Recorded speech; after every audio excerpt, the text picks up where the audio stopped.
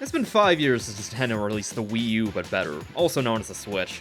It's certainly been an experience. From incredible games to hilariously tone-deaf business decisions, this might be the most Nintendo's ever been, and that's kind of given me mixed feelings about the system over the years. I did another video like this a year after the Switch release, and back then, I was a lot more willing to forgive the faults because it had only been out for a year. Like a virtual console and online was fine at the time, but one has been an extra 4 years, and the system itself feels virtually identical to what it was like on launch day. That's a problem, especially when those issues are so obvious. Granted, Nintendo recently made a huge investment in online infrastructure, and Mario Party and Monster Hunter Rise were the first to use this new system, so they're at least trying to improve on that end, but let's face it, some games play so horribly that it's like, what are we even paying for? I can't even send text messages to friends. What am I supposed to use this friends list for? And why are we still using friend codes? If it wasn't for the family plan that my friends split to get it dirt cheap, there was no way I'd ever pay for Switch Online. What's the point? Especially with her abysmal legacy content. Having the old classics on a subscription service isn't an inherently bad idea. It's a great idea, honestly. In a best case scenario where you have all of Nintendo's classic first-party games for a yearly fee, that's an insane value. But that's obviously not what this is. I don't know what this is. Quality emulation takes time, of course, and I'm pretty sure Nintendo of Europe was given a Happy Meal of a budget for this thing, but it's unreal how half-assed this whole venture feels. NES is fine, but it's NES. There's not a ton really worth playing in this day and age. The Super Nintendo is probably the best out of the bunch, but the drip feed of content made it way less cool than it should have been. Why did it take 2 years to get Earthbound? The game almost looped back into being hard to get again. I get that Nintendo wouldn't really want to half give away 20-hour RPGs because people would buy it outright, but that's the thing, that is absolutely true. Why can't we have the option to buy these games outright? Why do I have to pay a subscription to play Donkey Kong Country? Why does it have to check that it hasn't expired once a week? Granted, it's probably like this because Wii U Virtual Console games didn't sell very well, but that was Wii U. 95% of his audience were Nintendo enthusiasts that already owned these games in some form before.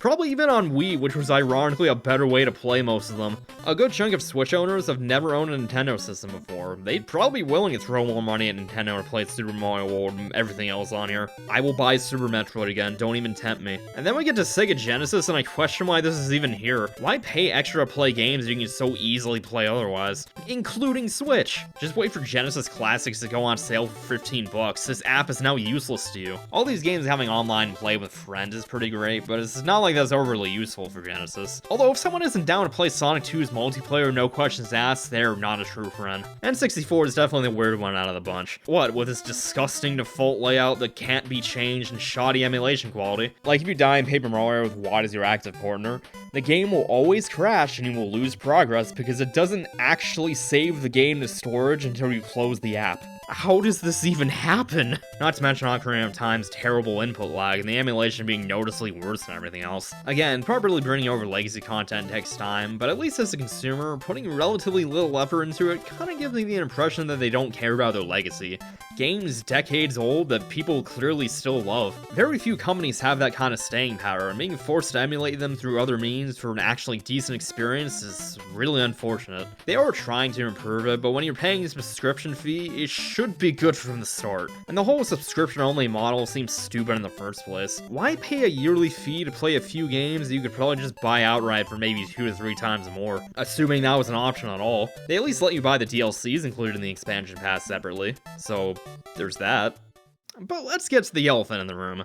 Joy-Con drift. I know maybe 1 or 2 people that haven't experienced it, and that's mainly because they either just got a Switch or don't play theirs very often. Even my launch Joy-Con started drifting about a year ago, and this is coming from a guy who takes good care of his stuff. All my other systems still work like new all these years later. My GameCube's disc reader can be a little iffy sometimes, but that's about it. I just play GameCube games on Wii instead. And in case you have no idea what I'm talking about, if your stick seems to lean you toward one direction when you're not tilting on it, that's stick drift. And in some really bad cases, it can even impact how it registers movement in general, and it drifts even without it sitting still. This is something that can happen to any analog stick, but for whatever reason, it seems like all Joy-Con are just doomed to suffer from this no matter what, and no one can really figure out why it's happening or how to permanently fix it. So that's cool. I do like Joy-Cons aside from their hilarious tendency to implode on themselves, but how this got past quality assurance and how it's still not fixed is beyond me. This, combined with how the system still hasn't gotten a price drop, just kinda leaves a bad taste in your mouth. Like, they know people are gonna buy it, so why bother fixing anything? Same with their first party games. Remember Nintendo Selects? Yeah, just try to find Breath of the Wild for under 40 bucks new. I would like to think Nintendo wants to fix issues like this, but they aren't really trying to do anything about it except temporarily fixing Joy-Cons. I'm normally pretty positive on this channel, and I should clarify that I love my Switch. But it's really bizarre to me that there's an annoying amount of people just kind of blindly defending a billion-dollar corporation for reasonable complaints. Where were all these diehard Nintendo defenders during the Wii U days? Like, I know it's a small minority, but man, are these people annoying. You like what you like, but you at least have to see the faults, even if you're not bothered by them. You know, it's not just Nintendo either. Fanboys from all sides of the gaming space have been particularly insufferable lately. Although I found the PC crowd to be ironically pretty chill in these strange times. I don't know, all these obvious issues and blind fanboys kind of makes Nintendo feel a lot more corporate than they did before. Maybe it's because they don't really have a face anymore. Like, you'd always see Iwata and Reggie in directs and stuff, and they do stuff like the Banana or the Mii Fighter Smash trailer, and it made the company feel a lot more human. Like, the higher-ups legitimately love what they're able to put out from the company. I guess they have Koizumi and Takahashi being the direct guys now, and they occasionally do weird stuff, but I couldn't even remember who Nintendo's current CEO was before looking it up. We really don't hear much about this guy. Iwata's passing is one of the few celebrity deaths that actually affected me. So it really says a lot that Shintaro Furukawa could cut himself off from society tomorrow, never to be seen again, and I wouldn't even care. Kind of feels like how everyone knows who Bill Gates is, but most people don't know who Satya Nadella is. Now, no disrespect to Furukawa or any of the other Nintendo higher-ups, because at least business-wise, if they're printing this much money, they're obviously doing something right. Nintendo as a company just feels like it's slowly becoming this soulless corporation that happens to make really good games. Like, really good games, which is their main strength. Nintendo Switch has games. You start naming good games on this thing, and it raises like some kind of best games of all time lists. Mario Odyssey, Breath of the Wild, Xenoblade 2, Astral Chain, Smash Ultimate, Luigi's Mansion 3, Mario Maker 2, Splatoon 2, Fire Emblem 3 Houses, and that's just some of the first-party titles. You add in third-party games that don't suck, and you realize this is the best third-party support Nintendo's had since the Super Nintendo. I don't always buy the Switch versions or anything, but if Nintendo's all you got, you're not nearly as limited in options as you were before, which is great. And it's all portable now, which is amazing if you actually leave your house on a regular basis, unlike me. The indie support in particular has been insane. This is the new perfect system for these games. Lots of them are low-end and can run at 1080p, even with weaker hardware, and if you're going to be playing with a controller anyway, there isn't much downside to having the option of portability,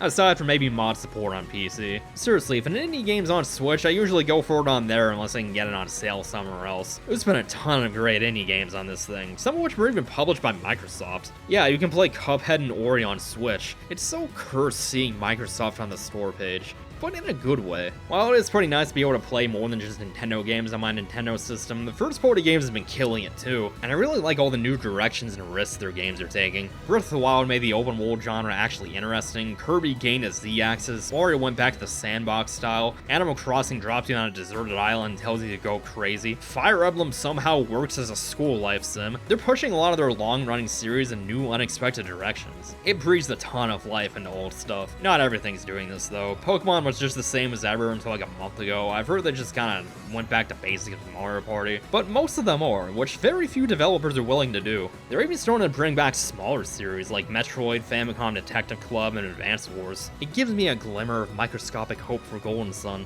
I'm too far down this rabbit hole, I need more of this. And it's a really good thing they're starting to focus a lot more on the smaller series, because Switch games sell like nobody's business. A ton of Nintendo franchises' best-selling entry is now a Switch title. I don't know how in the hell Luigi's Mansion 3 sold 11 million copies, but you don't see me complaining about it. Even the smaller ones like Fire Emblem, Xenoblade, and Pikmin are multi-million sellers. Seriously, Pikmin 3 was just a port. Imagine if Pikmin 4 wasn't a myth. Whether it's playing various stuff in between classes, or replaying Celeste during car rides while moving, or just vegging out in front of my TV playing Xenoblade for hours at a time, these games have given me countless hours of great times. And honestly, it's hard to actually be disappointed with this system given the banger of a year we're about to get. Please don't release Xenoblade 3 and Breath of the Wild 2 within 2 months of each other. My free time can't handle it.